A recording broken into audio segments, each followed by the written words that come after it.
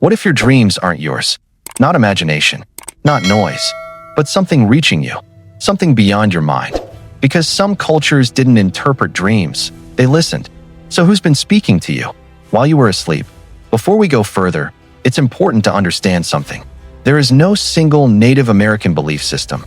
There are hundreds of nations, each with its own traditions, languages, and perspectives. What you're about to see isn't one unified doctrine, but a pattern, a shared way of understanding dreams that appears across many different communities, observed through anthropology, oral traditions, and historical records. And once you begin to see that pattern, a very different picture of reality starts to form. Number 1, a different understanding of dreams. To them, a dream wasn't something your brain made up. It wasn't random. It wasn't meaningless. It wasn't just your mind replaying the day. A dream was something reaching out to you, something beyond you. Across many Native traditions, dreams were seen as messages from spirits, from ancestors, or from forces you couldn't see but could still feel. This wasn't just an idea. It was something people truly believed. When a dream came, it mattered. People didn't ignore it in the morning.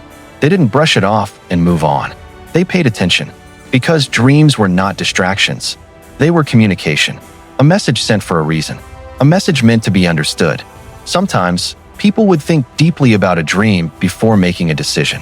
Sometimes, they would share it with others to understand it better. Because guidance didn't only come when you were awake. Sometimes, it came in silence. It came when your body was resting, but something else was listening. People who studied these cultures noticed the same thing again and again. Dreams were treated as real experiences, not accidents. They were taken seriously, because to them, a dream was more than just a dream. It was a connection, a link between this world and something beyond it. And once you start to see it that way, everything changes. Because now the question isn't just, what did you dream? It becomes, what was trying to reach you? Number 2, the bridge between worlds. In these traditions, the line between worlds wasn't solid. It wasn't closed. It was thin, almost like a veil you could pass through at the right moment. And sleep was one of those moments. When the body rested, something else became open. Dreaming was not just seeing things in your mind. It was a way of moving between worlds. Between the physical world you can touch and another world you can't see, but could still experience. A place where answers could come from. A place where understanding didn't need to be explained. It was simply received. To them, this wasn't imagination. It was access. People believed that during dreams, you could meet ancestors. You could receive direction. You could see things you wouldn't normally see while awake. Not because you were thinking harder, but because you were no longer limited to just one world. Those who studied these traditions noticed the same pattern. Dreams were seen as a bridge, a real connection between two realities, a moment where the usual boundaries didn't fully apply. And in that space, insight could come, clarity could come, guidance could come, not from within you alone, but from beyond you. So sleep wasn't something to escape into. It wasn't a break from reality. It was a doorway, a quiet opening, a chance to step into something deeper. Because to them, sleep wasn't escape. It was access. It's important to approach this carefully. Descriptions like these come primarily from anthropological research, oral histories, and cultural interpretations.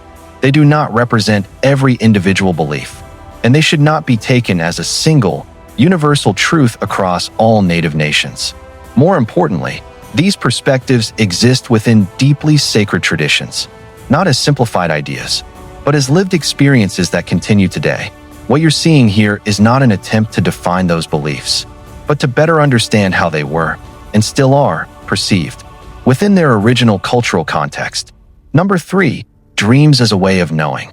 In the world most people are used to, something is only called true if you can see it, touch it, or prove it. If it can't be measured, it's often ignored. But in many Native traditions, truth didn't only come from what you could hold in your hands.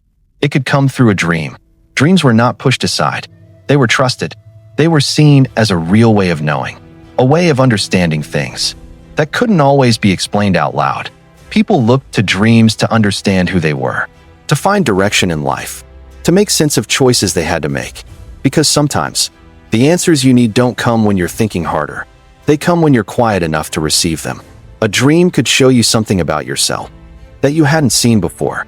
It could reveal a path or warn you about one. And this wasn't treated as imagination.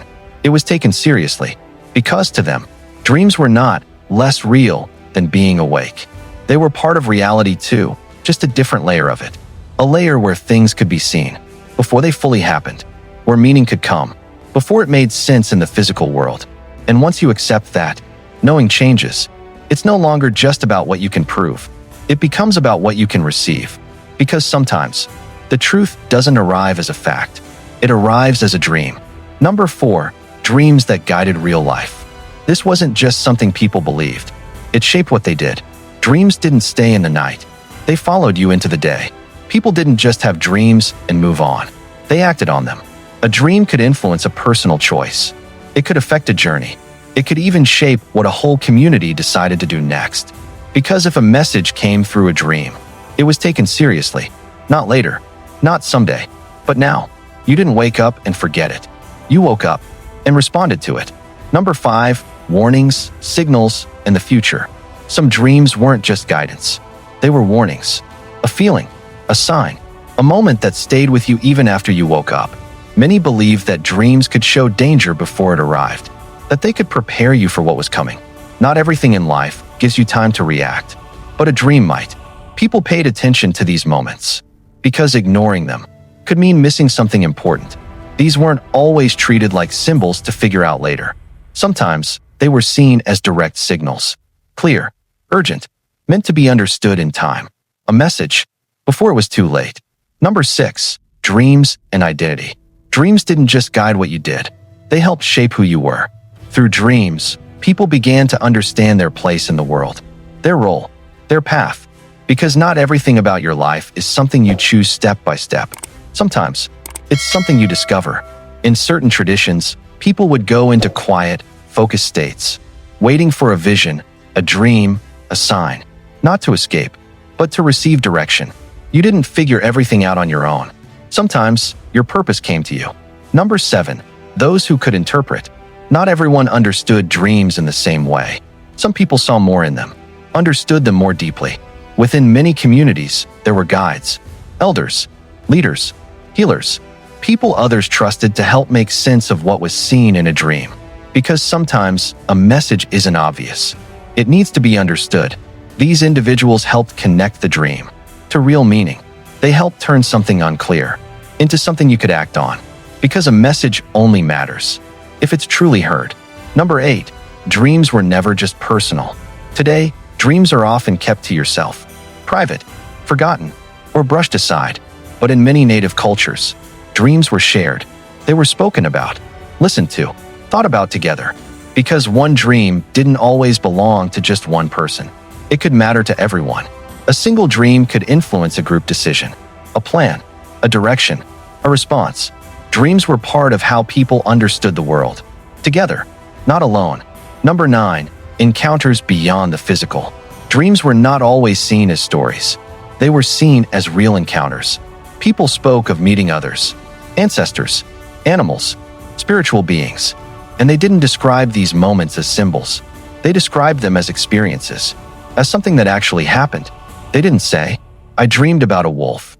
They said, "A wolf came to me." That difference changes everything. Because now, it's not imagination, it's interaction. Number 10, learning to listen from childhood. This way of understanding didn't start later in life. It started early. Children were taught to pay attention to their dreams, to remember them, to talk about them, to take them seriously. Because a dream wasn't something small. It could carry meaning, and ignoring it could mean missing something important.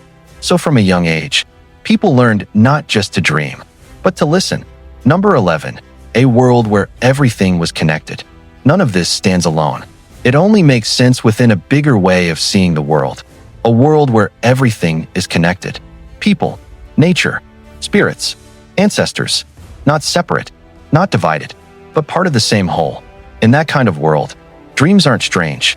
They aren't separate from life. They are part of it. Another way life continues, even when your eyes are closed. Number 12, what research confirms today. Today, more people are beginning to notice this pattern. Across many cultures, including native traditions, dreams have always been linked to meaning, to guidance, to decision-making. to understanding life. What was once ignored is now being looked at more closely, because the pattern keeps showing up, again and again, in different places, among different people, and it raises a simple question. What if dreams were never just dreams at all? What if they were always something more? Closing reflection. They didn't just believe in dreams. They trusted them, listened to them, lived by them. And maybe the real question isn't whether dreams were ever messages, but whether we stopped listening. But what you've seen here is only one fragment of the truth, because the deeper you go into these traditions, the more you begin to realize this wasn't just about dreams. It was about a completely different way of understanding reality itself. Thanks for watching. Mode Hub Tales brings untold history to life. Subscribe now to uncover more hidden stories that shaped the world.